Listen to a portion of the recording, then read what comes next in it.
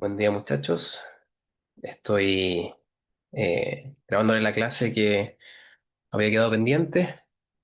Les pido disculpas desde ya si es que, bueno, primero mi voz se escucha un poco extraña, estoy algo resfriado y estoy con mis perritas, así que si escuchan ladridos también tiene que ver con eso, ¿ya? Espero no los desconcentre.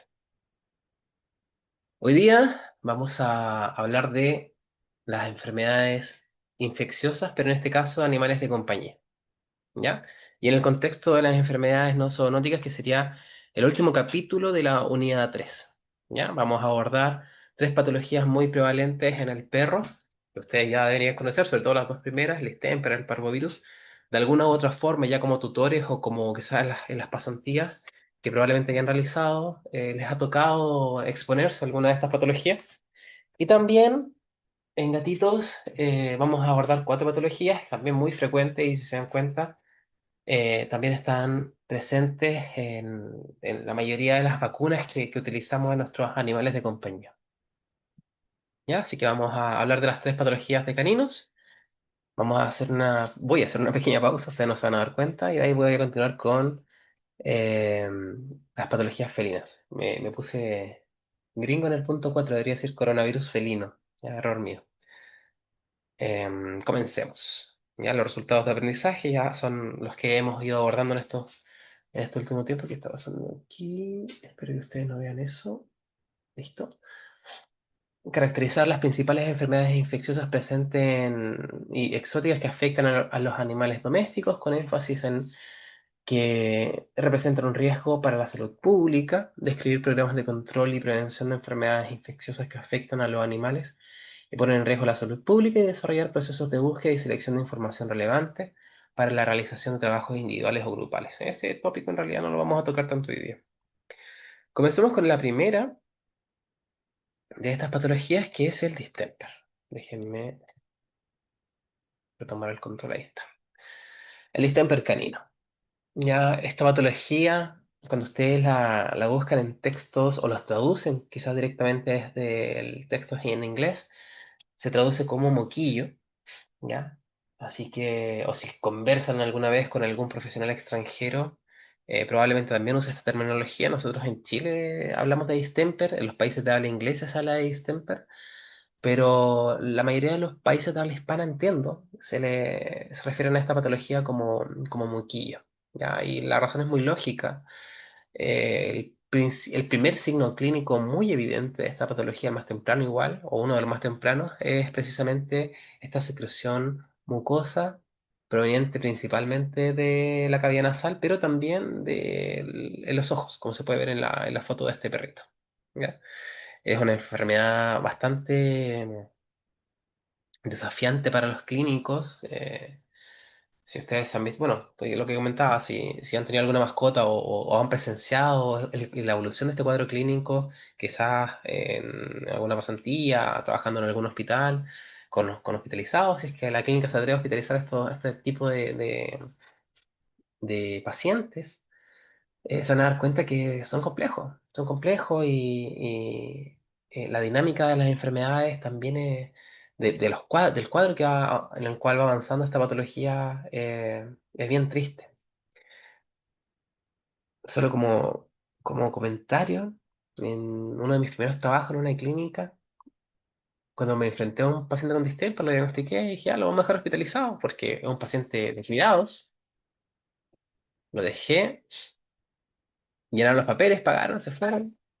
Y vino la dueña de la clínica y me pidió explicaciones de por qué dejé hospitalizado a un perro con distemper. Yo le dije porque el paciente está complicado y requiere manejo hospitalario. Me dijo, nosotros no hospitalizamos distemper, damos terapia siempre para la casa, pero no era, ahí el criterio no era el criterio médico, sino que eh, era porque tenían miedo, no tenían un hospital de infecciosos, era solo un hospital, entonces el riesgo de propagación del distemper era muy alto. Vamos a conversar ahora, precisamente en esta diapositiva, de las características de este virus. ¿Ya? El distemper es una enfermedad viral, ¿sí? Las tres patologías caninas son cuadros virales, los que vamos a conversar. Es una enfermedad viral, es tremendamente fácil de propagar, fácil de contagiarse, ¿ya? Es un patógeno que es multihuésped, es capaz de afectar, por supuesto, al perro. La forma de la presentación, al menos que nosotros en nuestro país, principalmente observamos este trastorno, pero se van a dar cuenta que puede afectar a un sinfín de especies, sobre todo tipo carnívoros, y preocupantemente también a otras especies no tan carnívoras, para que quede ahí a la reflexión. Pero eso también afecta muy fuertemente a la fauna silvestre, ¿ya? Tiene una alta morbilidad y también tiene una alta mortalidad, sobre todo en aquellos individuos que no han recibido vacunaciones, ¿ya? Y por eso es que la fauna silvestre es tan vulnerable a este patógeno.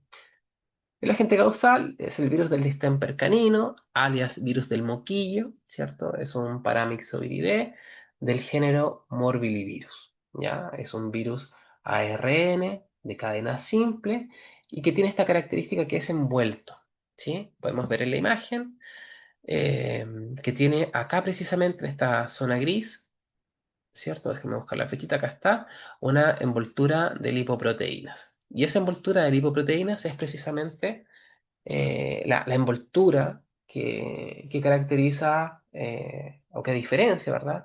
A los virus que son envueltos a los desnudos.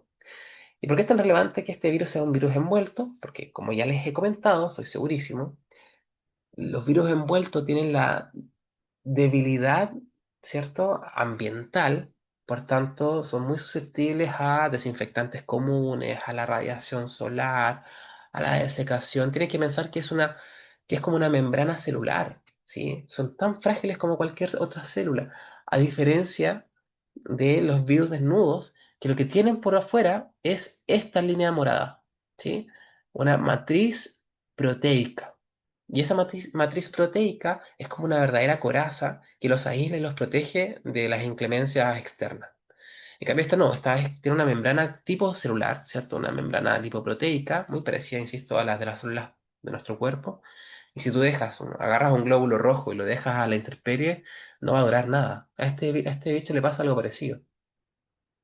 Así que basta con un humilde cloro para que las superficies queden desinfectadas cuando estamos con un paciente con distemper, ¿ya? Así que ojo con eso. Es un virus que es de fácil eh, limpieza, ¿sí? Pero no es tan, y es muy fácil que se propague a los demás. Les voy a mostrar unas imágenes de diferentes animales silvestres que pueden eh, padecer del distemper. Aquí podemos observar un zorro, ¿sí? Que fue diagnosticado con distemper, mapaches en el hemisferio norte también sufren de este trastorno, diferentes mustélidos, son hurones. Eh, Acá tenemos un cánido salvaje, ¿verdad? Un perro salvaje de África que también fueron diagnosticados y la verdad es que el distemper y otras patologías comunes en nuestra fauna doméstica, que lamentablemente se le transfieren a ellos, ha diezmado fuertemente estas poblaciones de cánidos silvestres. Y no solamente animales terrestres, sino que acuáticos, como son principalmente bueno, las focas y los lobos marinos principalmente. ¿Ya? Este es un caso de Chile, en la isla Robinson Crusoe. En el año 2007 el SAC detectó un brote de distemper en estos animales, lo cual fue complicado y favorablemente fue controlado, pero es un aviso. O sea, esto pasó en el 2007.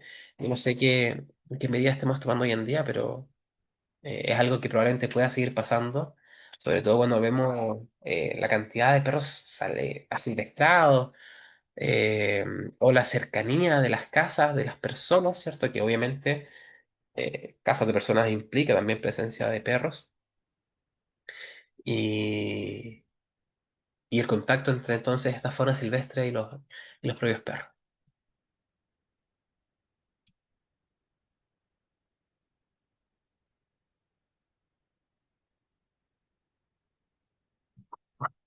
La quita si ladra no pasa nada ya. Escuché un guapá. Déjala.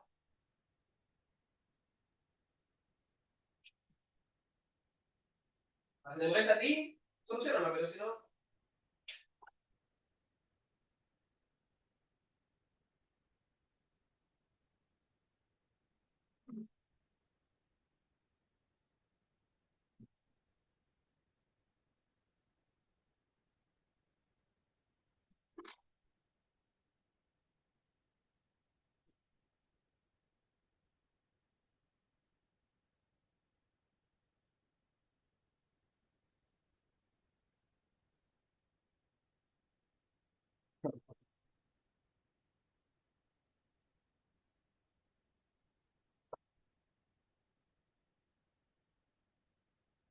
Y les quiero mostrar esta imagen. Es un lobo etíope.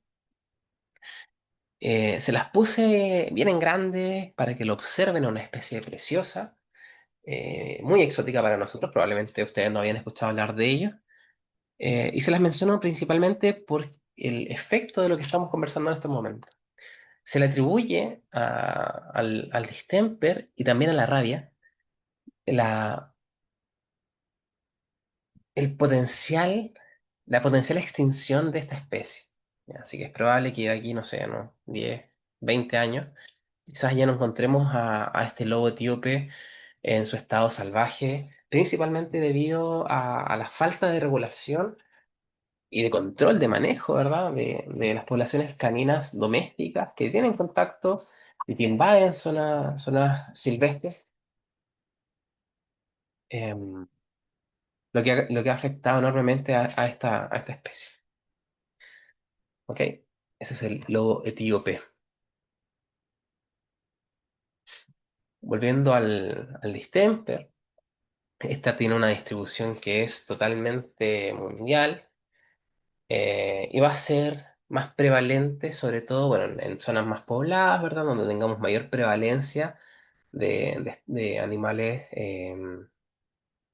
con bajo control sanitario, ¿sí? Entonces, si tenemos alta población canina callejera, o una baja cultura, ¿verdad?, de vacunación, va a haber mayor presencia de este virus.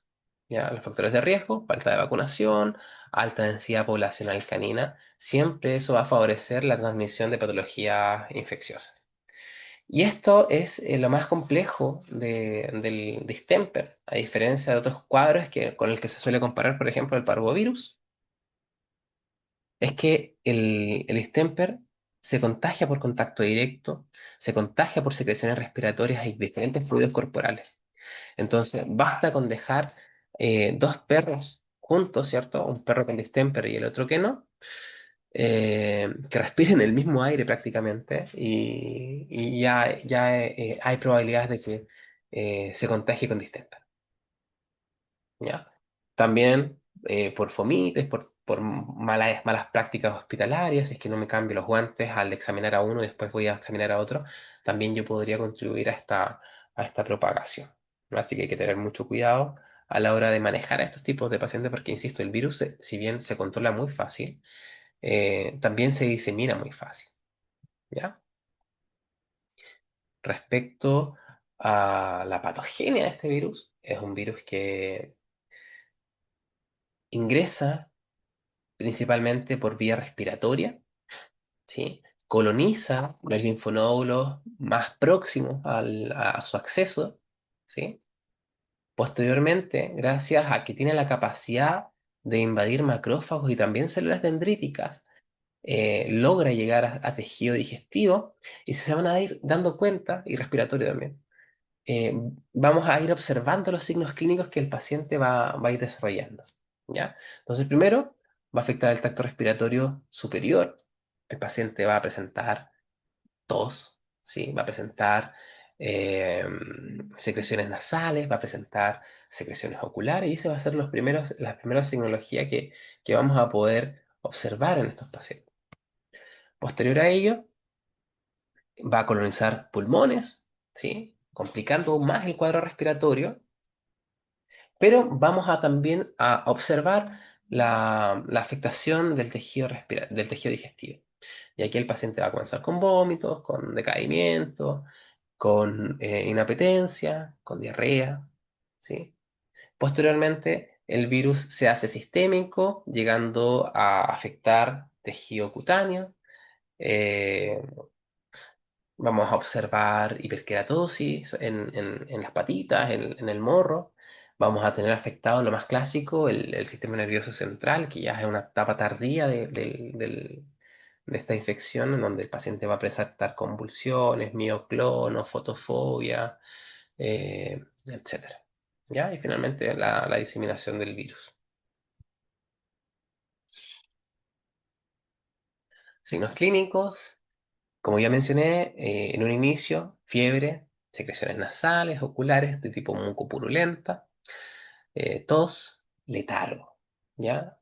A medida que avanza este trastorno, vamos a observar signos de tipo digestivo, con inapetencia, pérdida de peso, deshidratación, diarrea y vómitos. En una tercera fase ya vamos a tener una fase neurológica, con convulsiones, ataxias, temblores, mioclonos, que era lo que les mencionaba. Y también dentro de estas fases entre medio vamos a observar signos cutáneos como la hiperkeratosis que les mencionaba del morro, la nariz y los cojinetes. Aquí les puse algunas imágenes para quienes no han tenido la desgracia de enfrentarse a un parvovirus. Fíjense cómo le crece la queratina en los pulpejos a este animal, reflejo de una afectación con distemper. Esto mismo podemos observarlo en el morro, ¿sí? Una nariz mucho más engrosada, con una textura más rígida, ¿sí? Eso también es un signo clínico de distemper.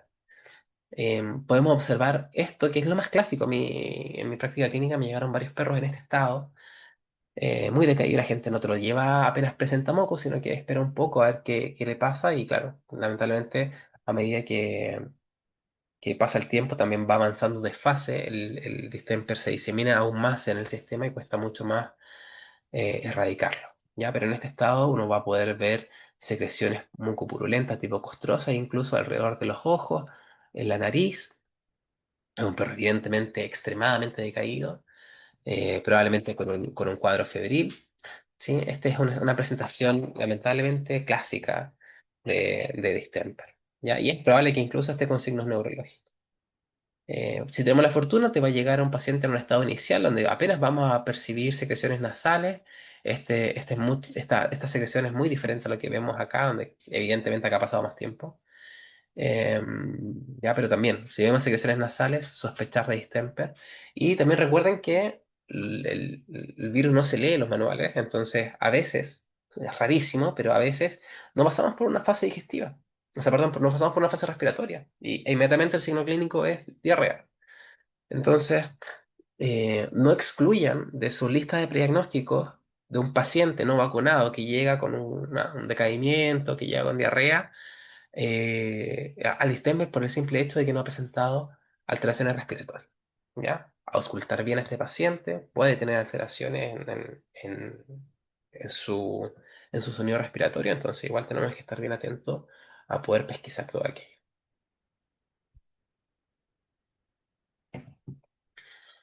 Por otro lado, tenemos una marca, una muestra de cómo se pueden afectar también los dientes. Esto pasa sobre todo en pacientes que han sufrido distemper en edades muy tempranas, en donde el esmalte no se ha logrado consolidar aún y tenemos este deterioro del esmalte que puede ser corregido posteriormente por un odontólogo canino, pero, insisto, son marcas de un cuadro, sobre todo de tipo febril, alto, que compromete entonces el correcto desarrollo del esmalte en las piezas dentales y se pueden ver estas estructuras como un diente cariado, ¿cierto? Pero en realidad es una falla en el desarrollo del esmalte y esa zona más oscura eh, no muestra la falta de recubrimiento del esmalte. ¿Ok? Les dejo un link acá para que vean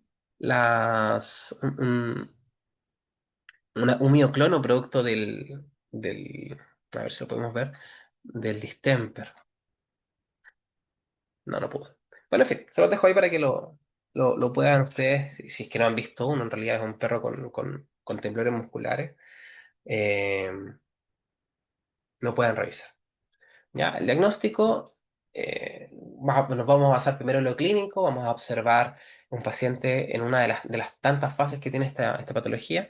Quizás vamos a observar un paciente decaído con secreciones nasales, quizás vamos solamente a recibir un paciente decaído con un trastorno febril, quizás vamos a tener un paciente con convulsiones neurológicas, ¿verdad? Entonces vamos a sospechar inmediatamente de esta, sobre todo si no tiene antecedentes, ¿verdad? Un perro que, no sé, no está vacunado, no tiene ningún tipo de control por sus tutores, entonces es un perro que entra y sale de su casa, a eso me refiero, tiene contacto con otros perros, y eso también lo vuelve más vulnerable.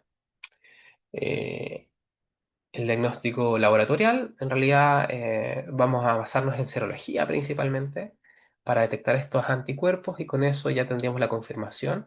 En casos muy necesarios tendríamos que hacer PCR, pero normalmente con la serología nos basta y nos sobra.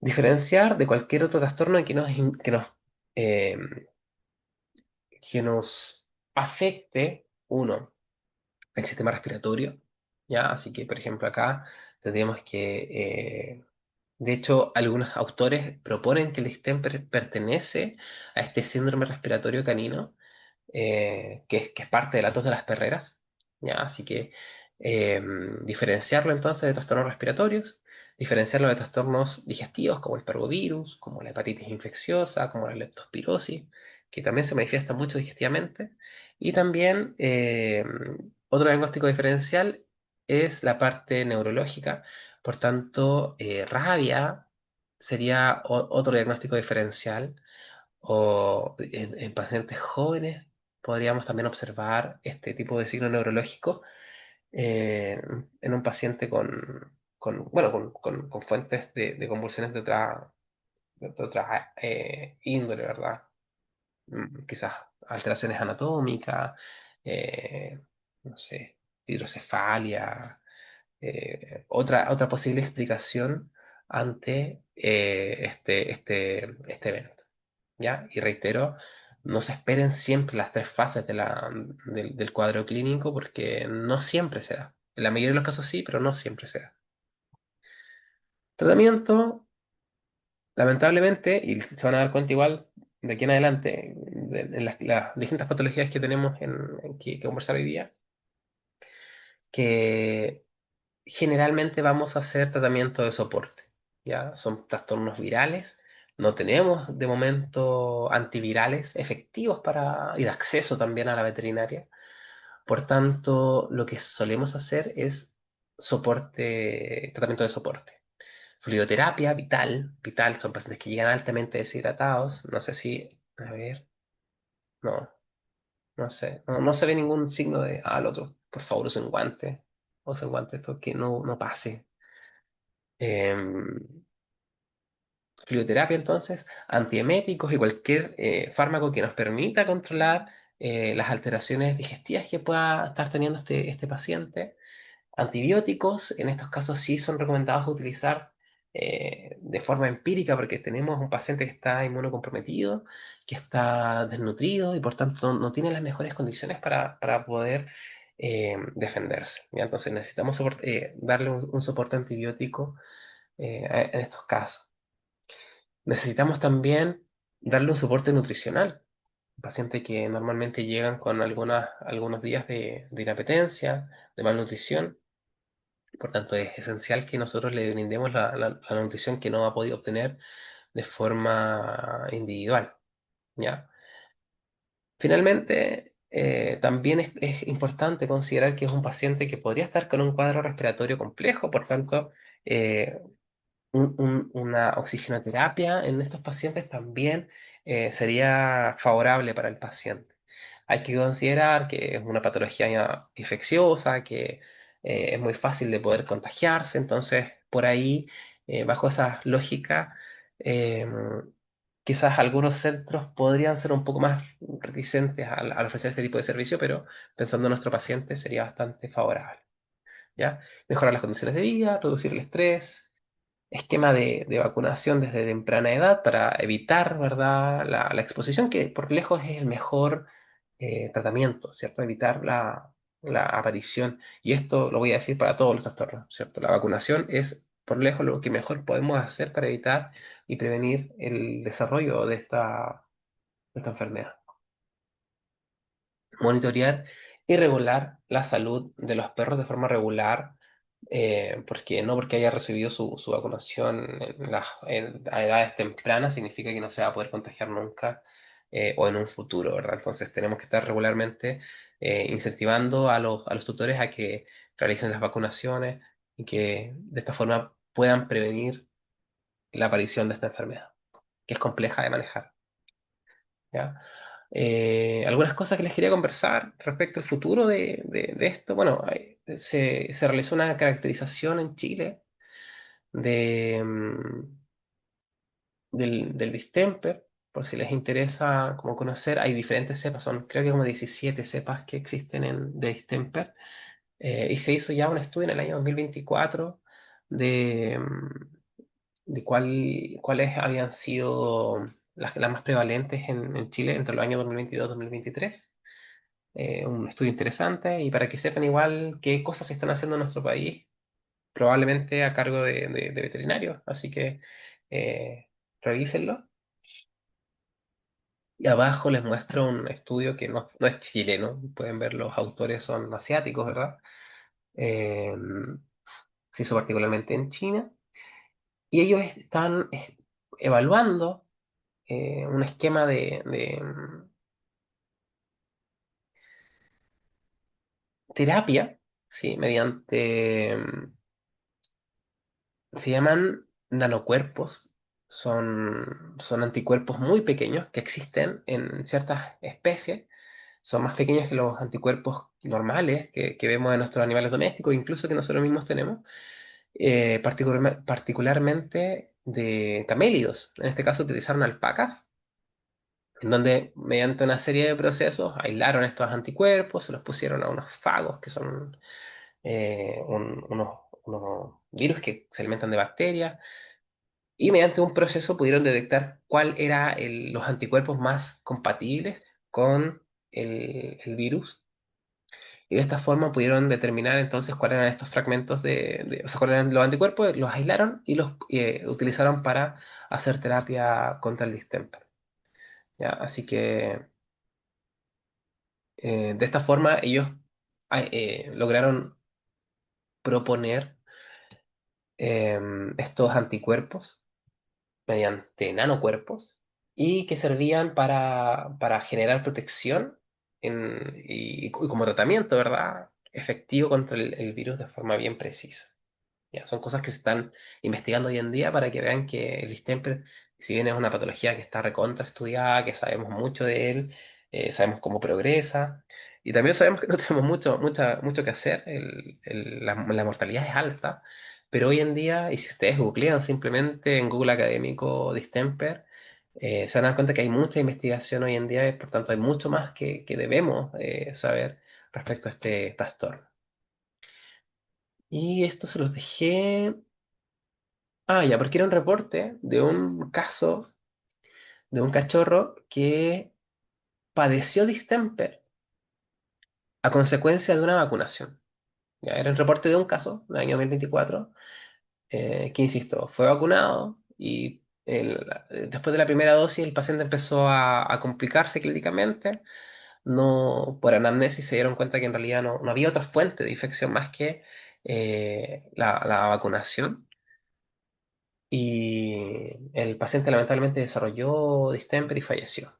No pudieron seguir con el protocolo de vacunación porque estaba enfermo. Trataron de controlar la enfermedad, como ya les dije, solamente poder hacer soporte. El paciente fallece, ya un paciente de 14 semanas, muy joven, no resistió la patología y después hicieron necropsia y se dieron cuenta que fue producto de la vacunación. Eso es raro, muy raro, pero podría pasar. Parvovirosis canina, otra patología muy frecuente en nuestra clínica diaria, quizás más que el distemper, es una enfermedad viral igual altamente contagiosa, quizás un poco menos eh, directa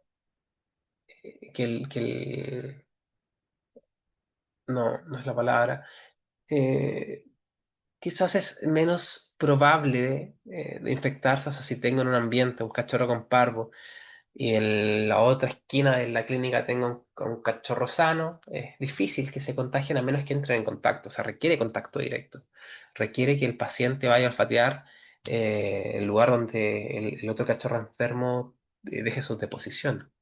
¿Ya? Entonces requiere mayor contacto para propagarse a diferencia del distemper. ¿Ok? Alta mortalidad, altísima mortalidad, sobre todo en aquellos individuos no vacunados, cachorros. Este trastorno igual, o sea, esta patología igual afecta a especies silvestres, ¿ya? Así que igual para aquellos que les gusta mucho la fauna silvestre, esta es otra de las patologías eh,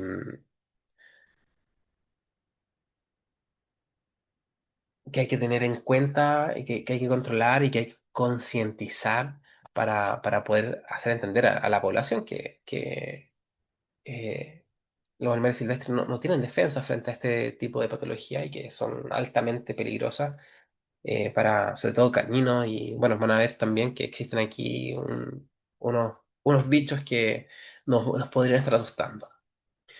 El agente causal, el virus del parvovirus, ¿sí? Canino, tipo 2 ojo, ojo ahí, pertenece a la familia Parvoviridae del género Protoparvovirus.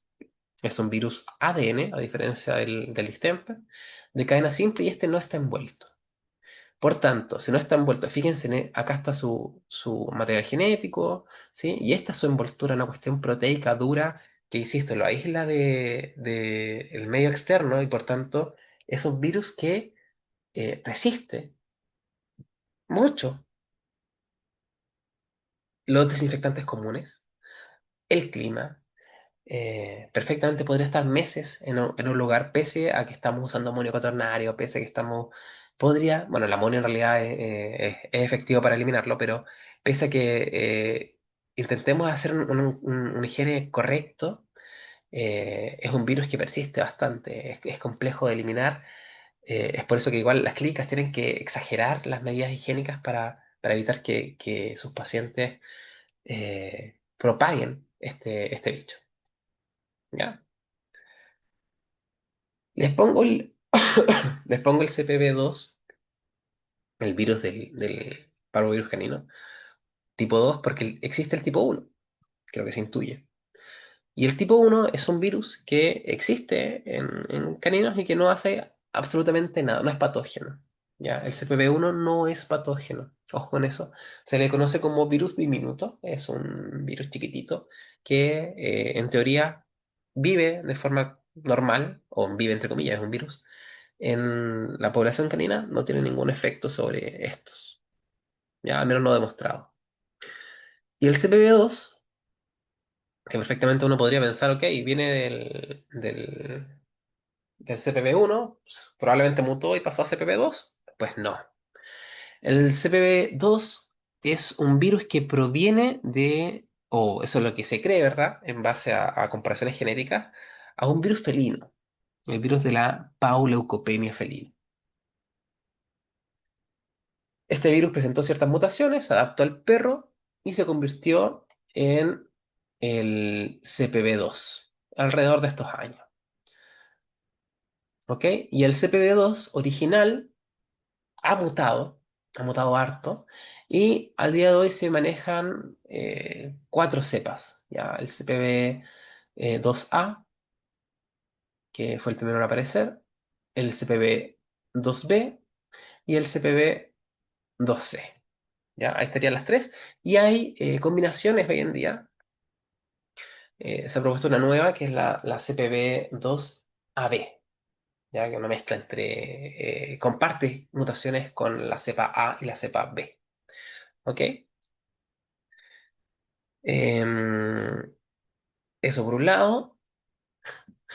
Les quería compartir también, y por eso la foto de ese pangolín. Me imagino que lo asocian mucho más al tema del coronavirus.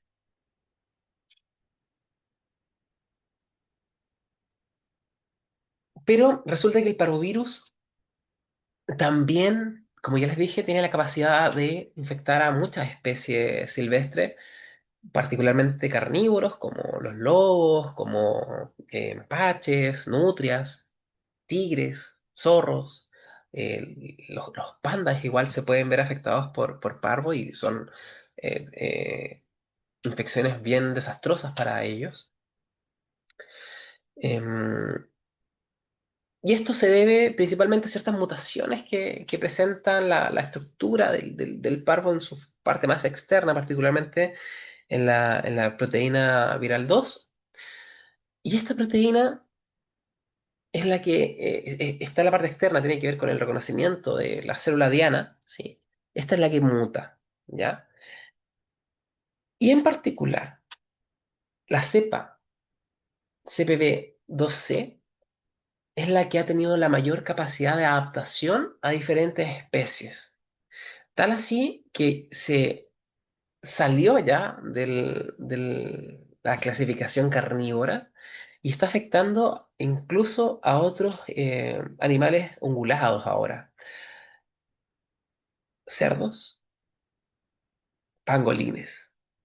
Los pangolines no son ungulados, pero también, sí. O sea, ungulados y pangolines. Lo preocupante, y por eso les puse esos porcentajes ahí abajo, es que el, el- la proteína que detecta este virus para poder infectar a las células de esos animales es un receptor de transferrina. Y ese receptor de transferrina en, en humanos tiene una similitud en esos porcentajes que les dejé. Pangolines, un 79%. Y en cerdos, un 77,2%. ¿A dónde voy con todo esto? Que no es una idea tan loca, que en un futuro próximo el parvovirus, en base a esta adaptación de la cepa 2C, que ya es capaz de infectar a animales que no sean carnívoros, pueda mutar, volverse más afín al receptor de transferrina humano e infectar eventualmente a personas. El parvovirus canino, porque existe también un parvovirus humano que no tiene un brillo. Pero esta cuestión altamente letal, con un trastorno digestivo severo, la CPV2, eh, no sé, es complejo. A mí me asusta pensar en esto porque he atendido pacientes con parvovirus y la verdad es que es muy poco lo que uno puede hacer clínicamente. Ya, así que eso, les dejo cuco para que reflexionen. Lo que se ve a la derecha es un estudio hecho en el año 2020 en la Universidad de Concepción, en donde caracterizaron las diferentes cepas que estaban predominando en ese momento en la región y podemos ver que ellos en este estudio detectaron la cepa CPV2B, ¿sí? En un alto porcentaje, la cepa nueva 2AB en un bajo porcentaje, esperable, si es nueva, la 2A también en un porcentaje alto, pero la más prevalente en Chile, alerta de pregunta de prueba, es en base a este estudio, la CPV2C. ¿Ok? Eso se hizo, no se había realizado, se hizo ahora, bueno, en el año 2020 se realizó, se publicó. ¿Ok? Sigamos. La epidemiología es una patología que igual está presente en todo el mundo, que también se favorece a densidades altas de población y con falta de manejo zoosanitario, ¿sí? La transmisión es directa a través de secreciones corporales. Está mal esto, ¿ah? Vamos a corregirlo antes de subirlo. Secreciones respiratorias no, eso es del distemper. Pero sí, eh, infecciones con fomites y el contacto directo tiene que ser con las secreciones fecales, ¿ya? Ya sea porque el perro defecó y alguien fue a olfatear ahí, o porque esta conducta que tienen los perros, ¿verdad? Del reconocimiento, donde se olfatean la zona perianal, eso también es un factor alto de riesgo para contagiarse de este virus, ¿ok? pero eso lo vamos a corregir antes de subirlo. Este estudio muestra las diferentes cepas que se han detectado, en lo que hemos ido conversando, ciertas mezclas igual que se han ido descubriendo, las especies que principalmente se han visto afectadas en un estudio realizado publicado, me parece que en 2024, 2025, aquí no se consideró el que le mostré de lo de Conce, no pusieron los datos, eh, a la especie principalmente afectada, ¿verdad? Canadá tenemos más variaciones, para tener un mapeo general de cuáles son las cepas predominantes en cada país, por lo menos lo que se ha reportado. ¿Ya? Los datos en blanco son porque no hay reportes o no se encontraron. Eh, Mecanismo entonces de patogenia es una infección viral que entra por el tracto gastrointestinal, requiere, si bien se les ha hablado todo el rato de que tienen que olfatear, pero es simplemente para que el virus ingrese al sistema, no afecta al sistema respiratorio, sino que al ingresar vía nasal, vía oral, no necesita comer eh, deposiciones necesariamente, sino que con el hecho de estar en contacto con ellos, ingresa el virus, coloniza el tejido linfoide próximo, los linfonodos submandibulares, los retromandibulares, y de ahí se comienza a propagar. ¿Ya? Vamos a tener una fase aguda donde vamos a comenzar a ver signos clínicos debido a la colonización del intestino delgado y una fase crónica en donde el daño intestinal va a persistir y va a haber un compromiso severo a nivel inmunológico. Espérenme un poquitito.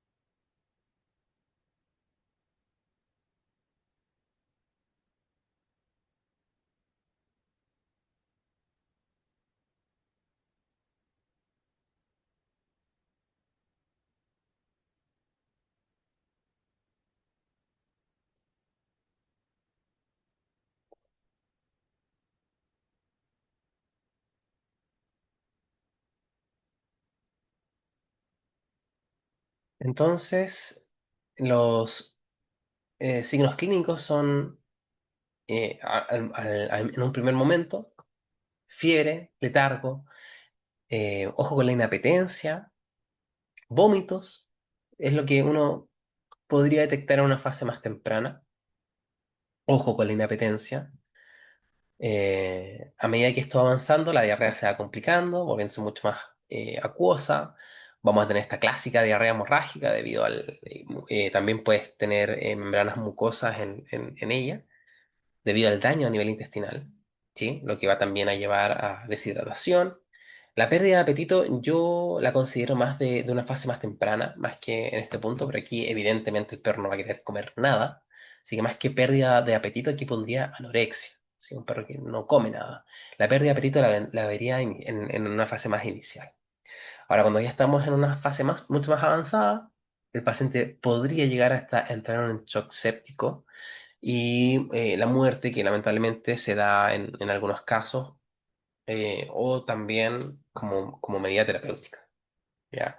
Dejo esta imagen sacada de internet, la verdad es que el- la sala de hospitalización se ve poco acogedora, qué pena por este perrito. Pero podemos ver un paciente clásico con parvo, ojitos un poco hundidos, demostrando deshidratación, una vía que lamentablemente no puede estar eh, bien higienizada debido a la misma patología. Fíjense que es un perro que presenta una diarrea que es abundante, sanguinolenta, ¿cierto? Color chocolate. Eh, y les pongo al Doctor House porque pasa mucho, lamentablemente, que uno olfatea, ¿cierto? Esta diarrea la olfatea y dice, olor a parvo". Y muchos tratan el parvovirus en base a esto. Ya, yo los insto a ustedes a que hagan un correcto proceso diagnóstico. Por supuesto que tenemos que ganar tiempo, o sea, yo no voy a esperar tener mi diagnóstico de parvo para ponerle una vía, para darle un soporte nutricional, para darle un soporte antibiótico. Un paciente que tiene una diarrea de esta forma y con una abundante hemorragia, evidentemente está prácticamente con los intestinos expuestos, entonces necesita un recubrimiento antibiótico sí o sí. Eh, ya, pero a lo que voy es eso, ¿sí? El diagnóstico de parvo no se detecta por el olor, sino por un procedimiento estructurado. Vamos a tener una observación clínica donde vamos a pesquisar ciertos hallazgos. Lo que tú hueles no es olor a parvo, lo que hueles es una diarrea sanguinolenta, es un olor como tipo metálico, mezclado por supuesto con las deposiciones. Y ese olor te lo pueden dar varias patologías que generen este trastorno. La más común quizás es el parvovirus y por eso uno lo asocia a eso, pero no huele a parvo, huele a diarrea sanguinolenta. Eh, el método de diagnóstico típicamente son ELISAs, son de diagnóstico rápido. Hay que explicarle bien a los tutores si es que lo hace al frente de ellos, o cuando les vaya a mostrar la prueba, si es que se les muestras también, que no siempre se marca tan intensa la línea, así que ojo con eso. A mí me cuestionaron un par de veces el test cuando era más joven. ¿Por qué no expliqué bien? Después aprendí a explicar todo eso muy bien.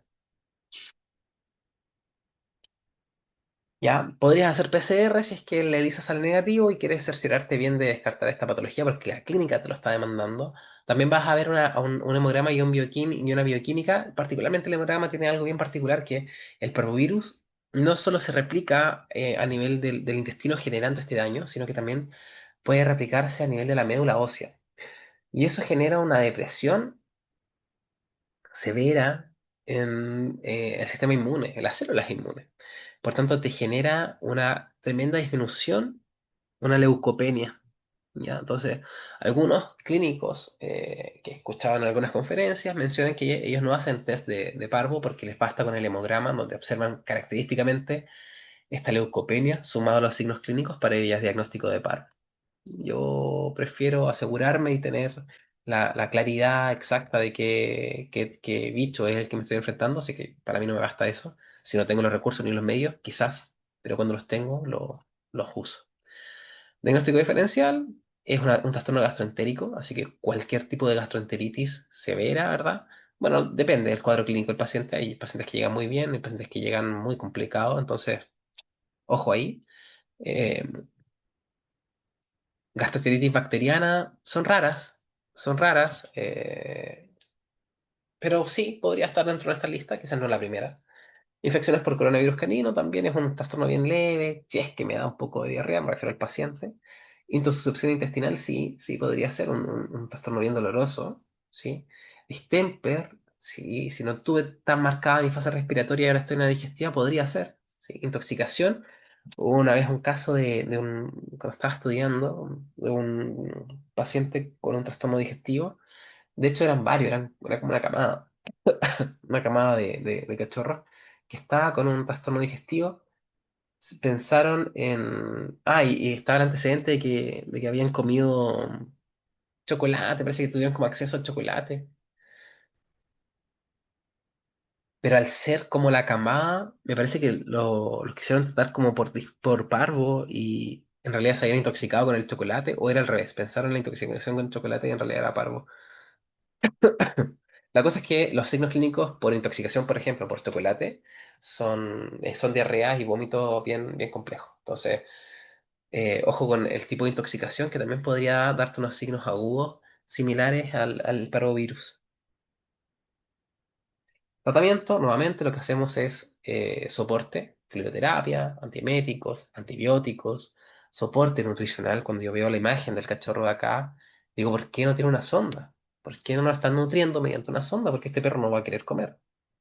Entonces hay que forzarlo a comer y eso no es abrirle la boca y meterle comida para adentro porque no tragan y porque el riesgo de aspiración también es alto.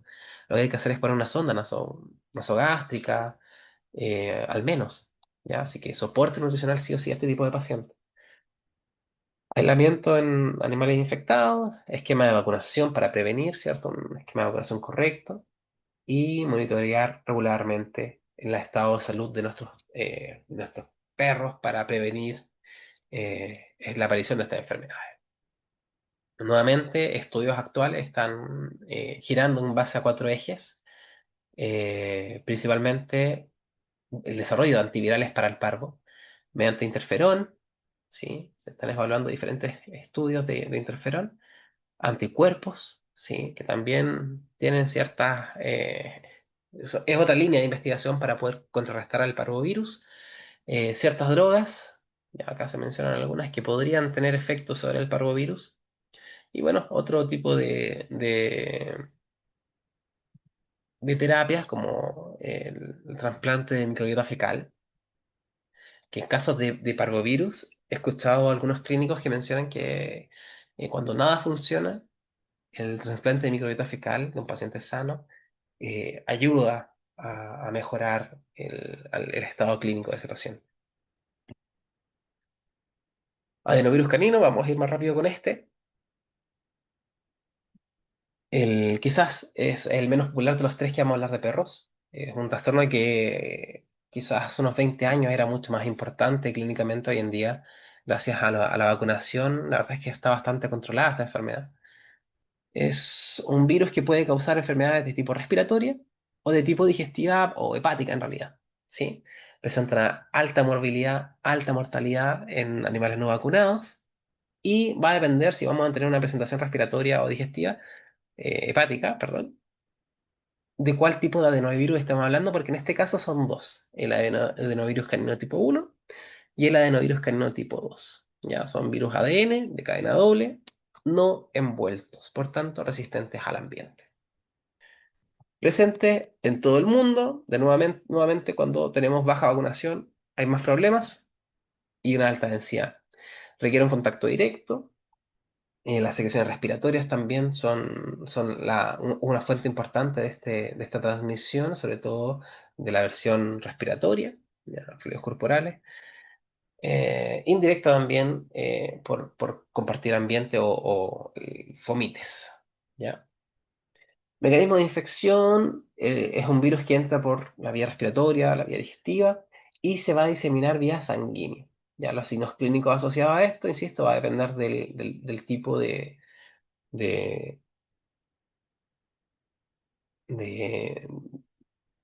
virus al cual nos estemos refiriendo, si va a ser el adenovirus tipo uno o el tipo 2. El tipo uno se le conoce también como hepatitis infecciosa canina, va a producir trastornos digestivos, fiebre, vómito, diarrea, dolor abdominal, ictericia.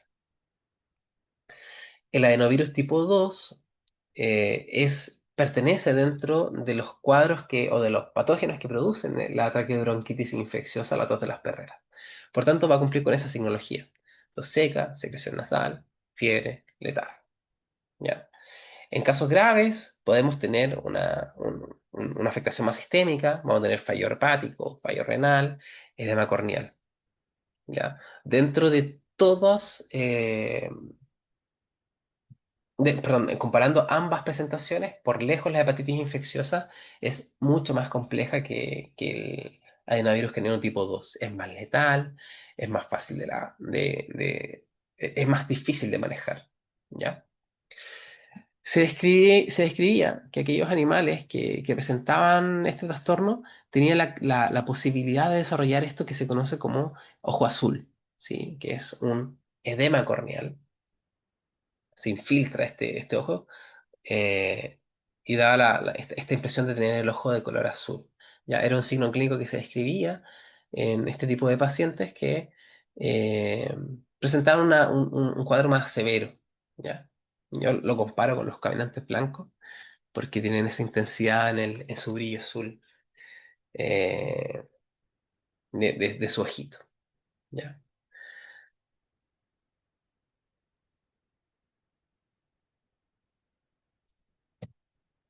Entonces, les puse acá imágenes de animales con ictericia. Es un trastorno o un signo clínico que estaba presente principalmente en el caso del adenovirus canino tipo 1. Eh,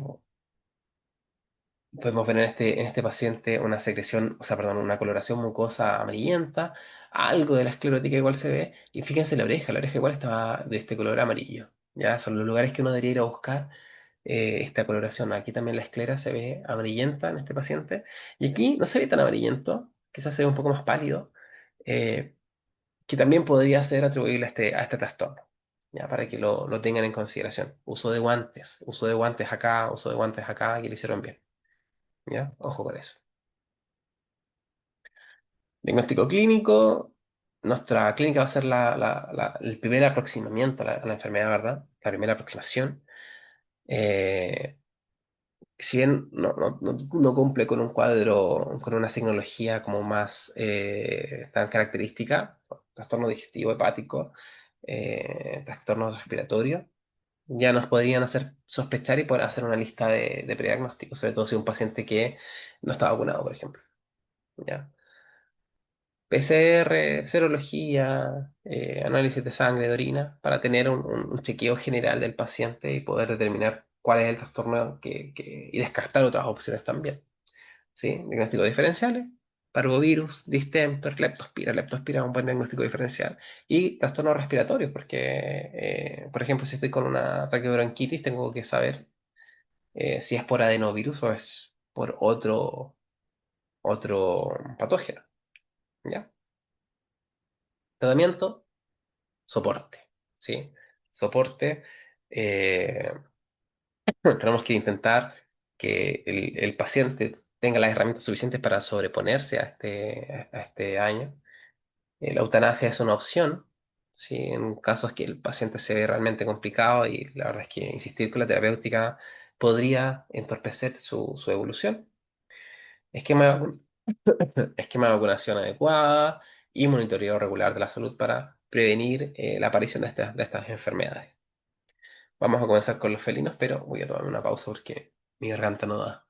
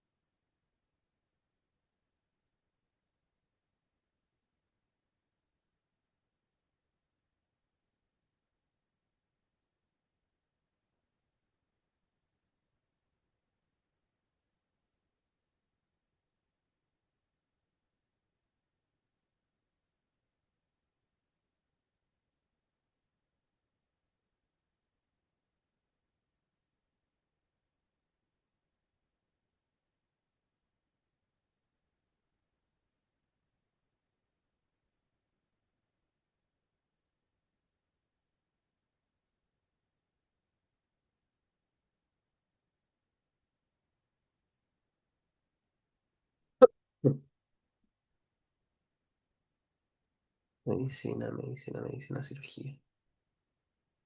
Qué raro. Patricia, Ciosa, parte del sistema fármaco.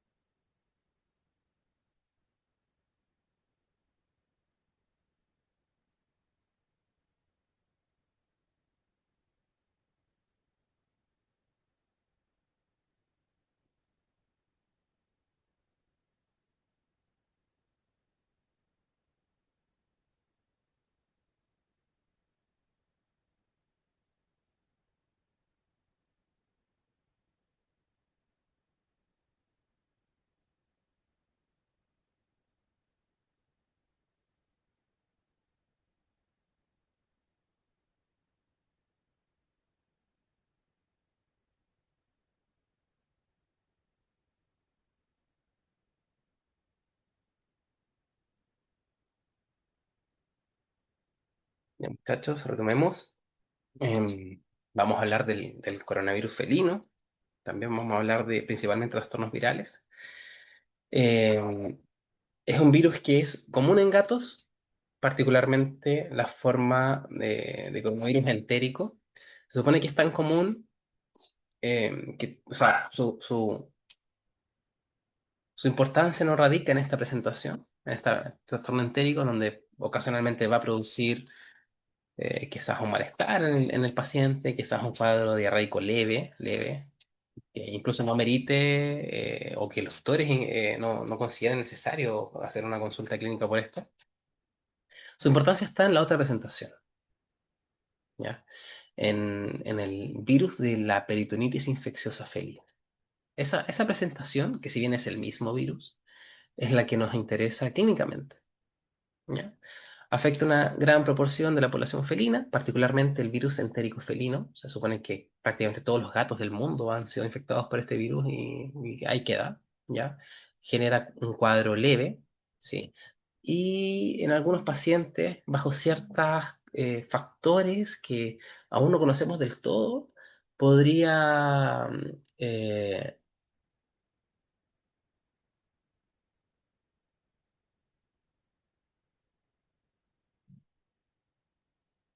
que los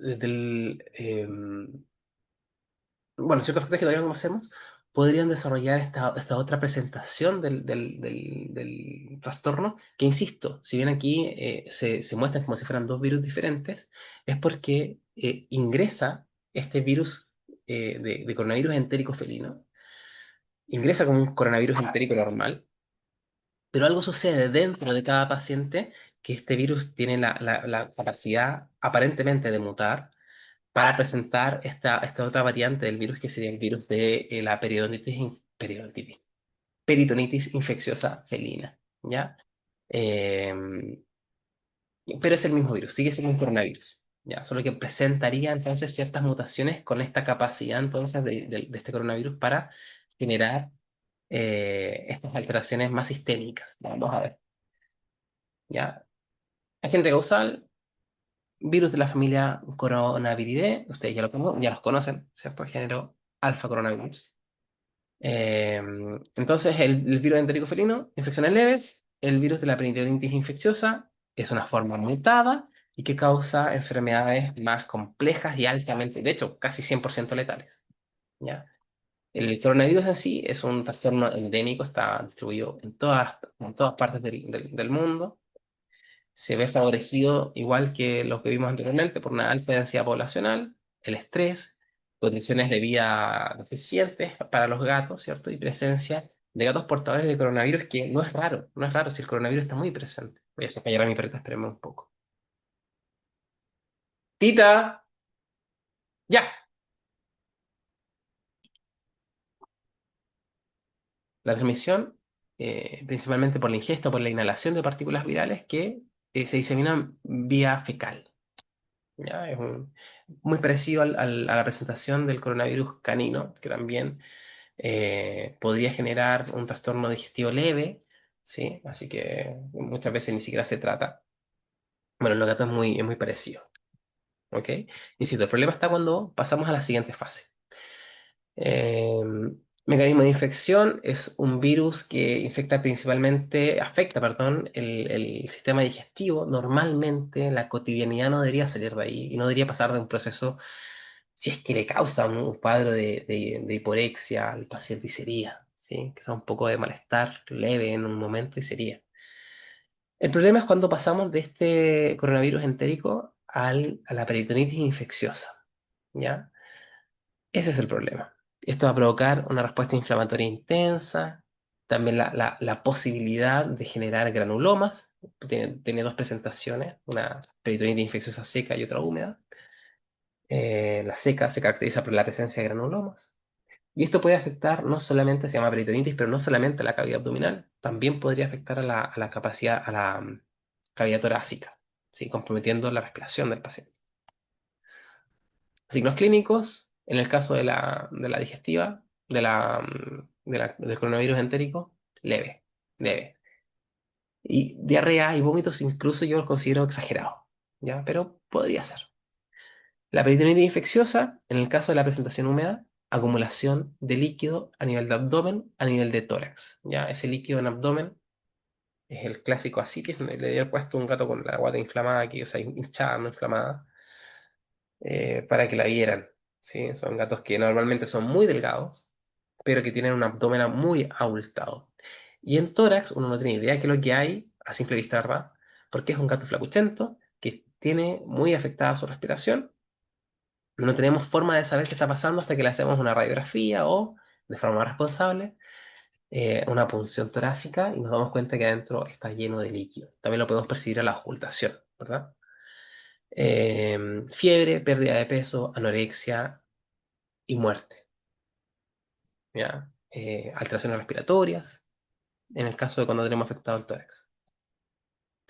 El diagnóstico va a ser clínico, vamos a observar estos signos clínicos del paciente y no podemos diferenciar con exámenes cotidianos si es que estamos frente a una peritonitis infecciosa o si estamos frente a un coronavirus.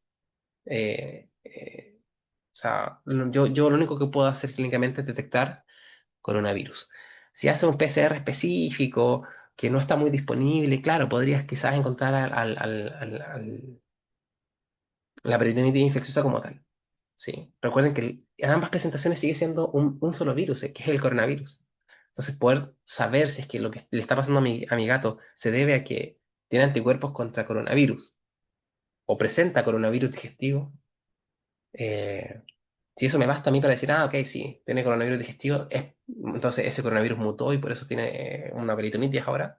O en realidad quizás tiene un trastorno diferente, no sé, un linfoma, está acumulando líquido a nivel torácico, le hizo un test de coronavirus, sale positivo, pero resulta que tiene un linfoma y el coronavirus está ahí viviendo nomás como haciendo nada.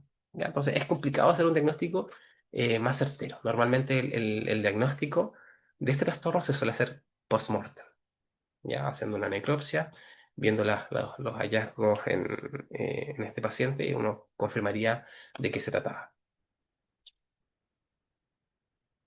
Diagnóstico diferencial, linfoma ya lo mencioné, pancreatitis, enfermedades infecciosas como la toxoplasmosis.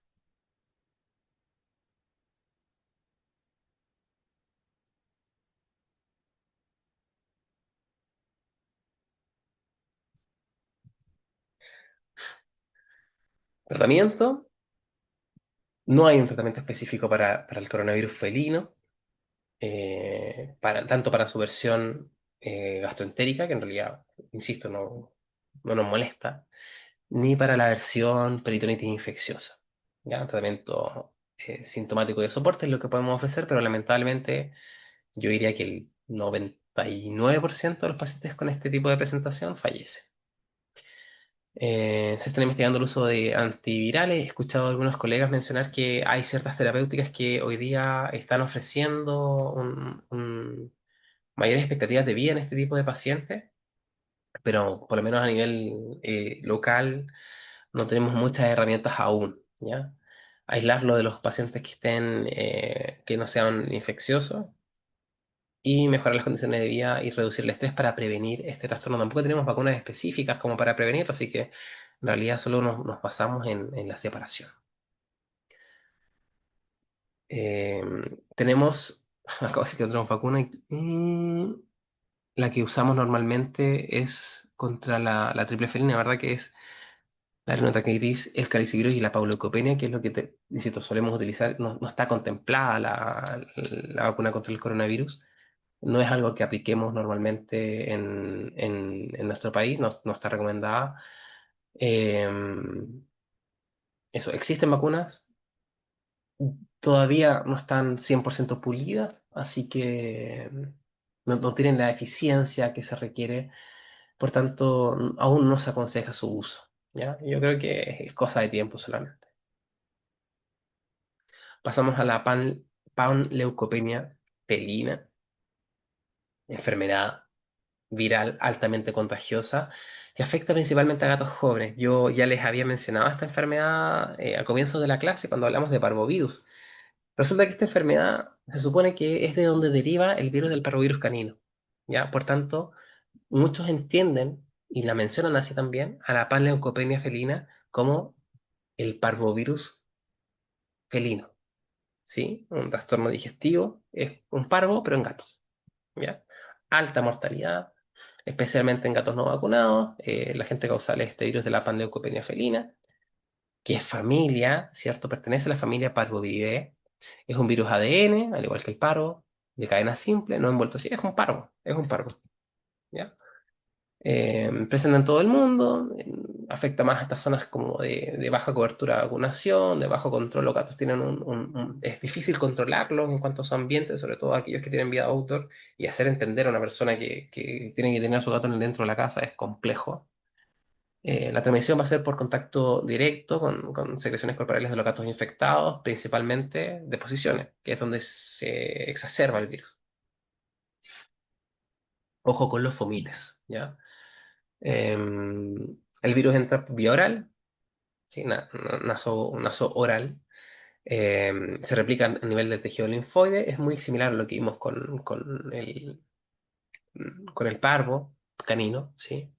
Vamos a tener una fase aguda donde vamos a tener un desarrollo a nivel intestinal complicado, ¿cierto? Haciendo diarrea, sanguinolenta. Y también a nivel de médula ósea, que aquí está mucho más caracterizado que en el parvovirus canino, y por eso el nombre, la panleucopenia, significa que todos los leucos están en niveles basales, muy bajos, y una fase crónica donde el daño intestinal persiste y el compromiso inmunológico es mayor, por tanto también tenemos una ventana de susceptibilidad a diferentes patógenos que podrían contribuir al deterioro del paciente. Signos clínicos, fiebre, letargo, vómitos y en estados un poco más avanzados, diarrea hemorrágica, deshidratación, pérdida de apetito, shock séptico. Imagínate que tienes un animal que no tiene defensa y en casos más avanzados puede llevar a la muerte. El diagnóstico, observación de signos clínicos, palpación de linfonódulos. A nivel de laboratorio vamos a usar ELISAs, PCRs para el diagnóstico de esta enfermedad. Y tenemos que diferenciarnos de gastroenteritis bacterianas, de infecciones por coronavirus felino, que podría causar un trastorno digestivo, pero no a esta severidad. Así que igual clínicamente tú podrías diferenciarlo. Envenenamiento, intoxicaciones, cualquier causa de una gastroenteritis severa como es en estos casos. Tratamiento, soporte.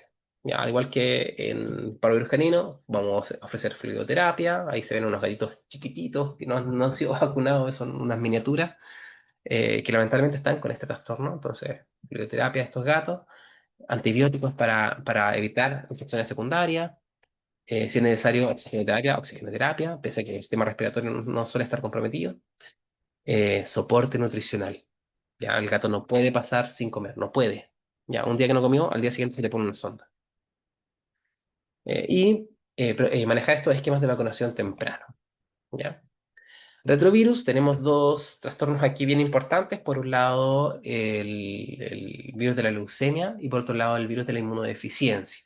¿Ya? Los retrovirus son virus bien importantes a nivel país y a nivel mundial. En realidad, en gatos, yo creo que uno de los trastornos más prevalentes infectocontagiosos son precisamente estos dos agentes causales. Son virus ARN de cadena simple, son envueltos y pertenecen ambos a la familia de los retroviridae. Entonces, tenemos, les puse acá, un informe realizado en Chile. De hecho, fue bien simpático este estudio porque las muestras las hicieron precisamente en nuestra zona, fíjense. Un estudio realizado en Concepción, ¿verdad? El año 2024, 2025, 24. Y tomaron muestras de, ¿reconocen esta zona? Por aquí, yo estoy por acá haciendo la clase. Acá está Conce, ahí está nuestra universidad, aquí la veo. Y tomaron las muestras de acá, de Coronel, de Lota, ¿sí? Me imagino que esto será Chihuayante, ¿ya? Penco, Talcahuano, esto será Hualpén. Entonces tomaron muestras de nuestra zona y realizaron este análisis de la prevalencia en este caso, de leucemia felina, ¿ya? Y podemos ver en rojo los que son leucemias positivos y en verde los que son negativos. Y lo hicieron por rangos etarios. Entonces podemos ver que posterior a los 4 meses, entre los 4 meses y el año, es el periodo donde mayor prevalencia de leucemia tenemos. Gatos jóvenes, muy jóvenes. Y es entendible porque gatos de más de 10 años, o incluso gatos de más de 6 años, ya son gatos que están entrando en edades más avanzadas y sobrevivir. Imagínate, si pensamos que esto es así siempre, sobrevivir desde antes del año de vida con el virus hasta llegar a los 6 7 años es un récord. ¿Sí? Este virus es complejo, es una ventana a muchos trastornos, a cáncer. Entonces, la verdad es que la expectativa de vida de estos gatos es muy, muy, muy, muy, muy baja. ¿Ya? Cito este dato se obtuvo en la octava región, así que nos sirve mucho para entender qué está pasando en nuestra región con respecto a este virus. Y lo otro relevante es que tenemos una tasa de prevalencia del 54,95%, que es muchísimo más alta que las que se habían reportado anteriormente en Chile. Se habían hecho en Chillán unos reportes. Tenía ciertas limitaciones, habían sido solo en una clínica, en fin, pero habían reportado, lo último que se había reportado era como de un 20%. La mayoría de los países latinoamericanos que hacen estos estudios también reportan una tasa similar, 20, 20 y algo por ciento. Entonces, detectar en nuestra región casi un 55% de leucemia es exageradamente alto. Algo está pasando. ¿Sí? Estamos haciendo un mal manejo de nuestros pacientes y eso es en gran medida responsabilidad de nosotros. Entonces tenemos que mejorar nuestra pega. También sacaron muestras de Chillán allá. ¿Ok? Los Ángeles también representados.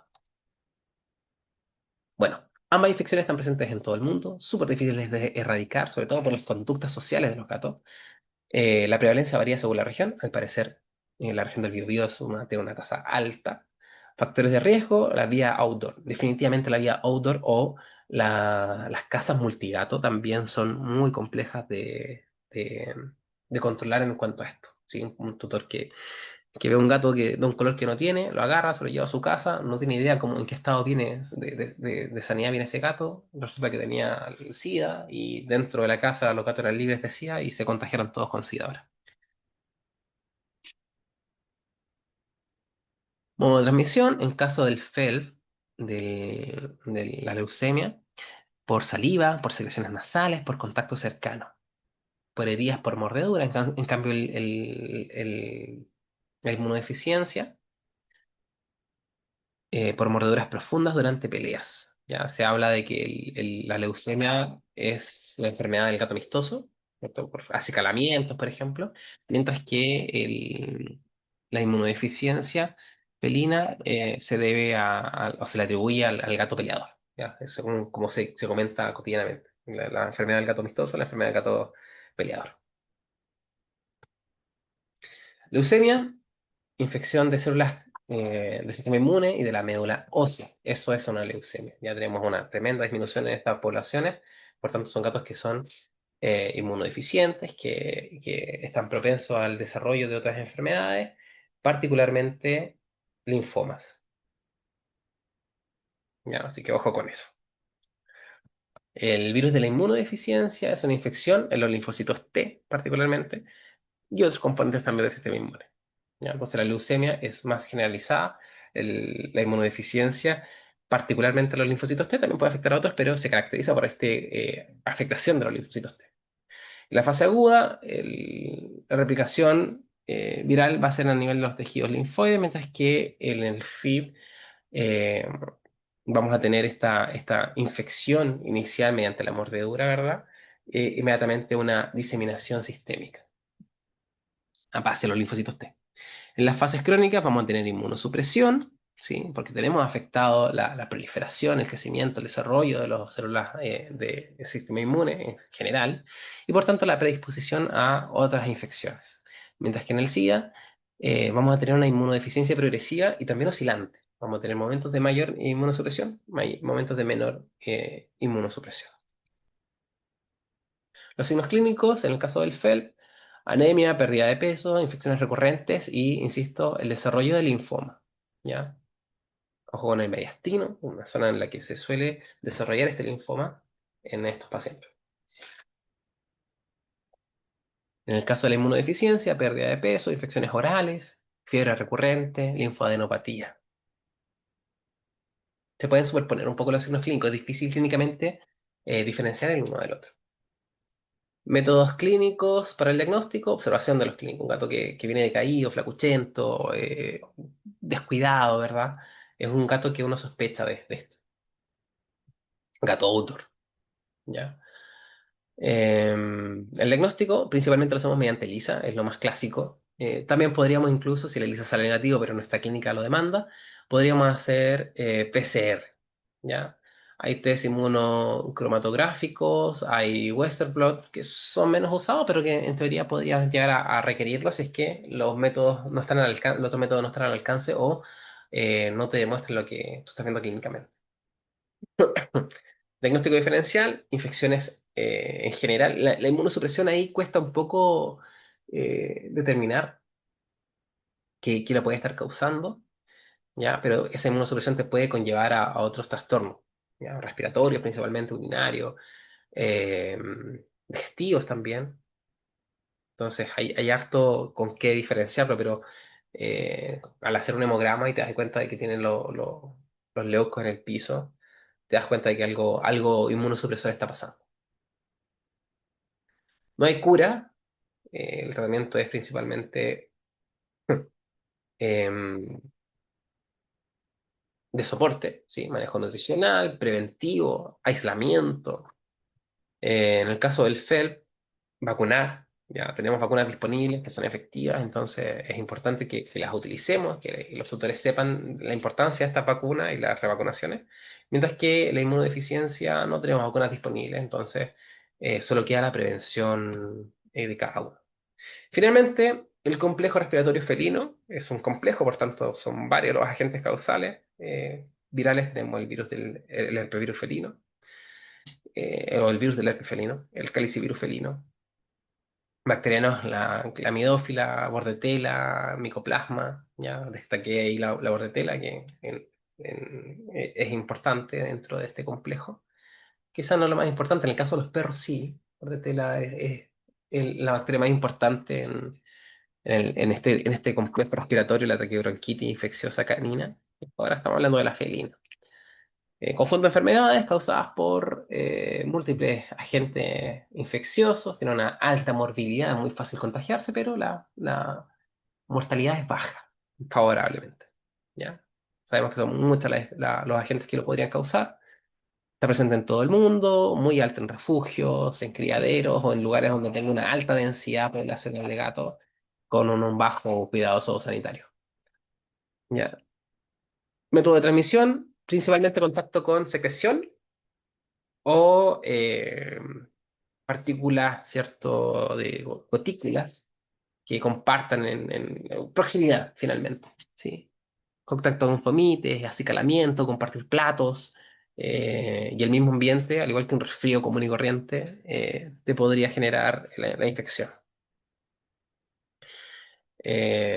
Mecanismo de infección, virus y bacterias infectan el tracto respiratorio, principalmente el superior, ya eso es lo cotidiano. Vamos a tener una fase aguda, replicación a nivel del epitelio respiratorio, ojo con el epitelio ocular también, a veces solamente tengo signos oculares y nada más. No sé si tengo las imágenes aquí, bueno, quizás las puse más adelante, más atrás. Y una fase crónica donde la infección podría permanecerse, perpetuarse, complicarse, e incluso afectar el tracto respiratorio inferior. No es cotidiano, pero podría pasar. Sí, aquí después de esta tengo las diapositivas de la imagen. Signos clínicos, estornudos, secreciones. Cuando ya estoy avanzando en este torno, podríamos tener ulceraciones a nivel de la cavidad oral, particularmente en casos de calicivirus, ¿sí? Fiebre, letargo, y en casos graves, neumonía, ya afectando el sistema respiratorio inferior, dificultad respiratoria, disnea. Entonces podríamos tener un gato que llega simplemente con secreción nasal, ¿ya? Y ese es todo su cuadro clínico, pero típicamente vamos a ver esto. Estas imágenes de acá, esto es calicivirus, ¿ah? Estas ulceraciones a nivel lingual o en encías. Aquí yo discrepo un poco en esta imagen con el calicivirus, pero lo pongo a modo representativo, ¿ya? Hay que diferenciarlo. Yo no estoy tan seguro, para mí esto es otra cosa. Para mí esto es una gingivitis. Es otro trastorno no infeccioso. Acá a veces nos llegan estos gatos, mi madre se refiere a estos gatos como gatos con ojos piturrientos, eh, ojos pegados, con mucha secreción, y resulta que a veces al abrirlo vemos que un ojo está totalmente perdido, está ulcerado, depende del momento en el que lleguen a la clínica, ¿ya? Mi abuelita curaba estos ojos con bolsitas de té, no sirve de nada, no los recomienden, no lo hagan. Aquí tenemos una inflamación, una edematización de la conjuntiva, ¿cierto? Lo que se denomina quemosis. También es un signo que podríamos ver. Sigamos. Diagnóstico, normalmente nos basamos en la clínica, ¿ya? Vemos a un paciente, o sea, si te llega un gatito, siempre llegan así, normalmente con eso nos basta. ¿Ok? Es raro que recurramos a algo más. Si lo quieres hacer, bueno, dale, busca un calicivirus con PCR, haz un cultivo bacteriano, evalúa sensibilidad para determinar el uso de antibióticos. Se podría llegar a hacer, pero normalmente, insisto, con la clínica no basta. Eh, Diagnósticos diferenciales, infecciones bacterianas y virales, traumatismos, por ejemplo, imagínate que el gato sufrió un golpe en el ojo y por eso está así. Alergias, cuerpos extraños, respiratorios, oculares. Eh, lo mismo que vimos en las encías, ¿verdad? No se me fue la palabra de la enfermedad. Gingiva crónica, podría ser diferencial de un calicivirus. Enfermedad inmunosupresoras, ojo ahí también. que predispongan la aparición de trastornos respiratorios, orales, ¿ya? Tratamiento, fluidoterapia, de ser necesario, ¿ah? Muchas veces requiere solamente terapia de soporte porque es un trastorno que pasa muy, muy rápido, ¿verdad?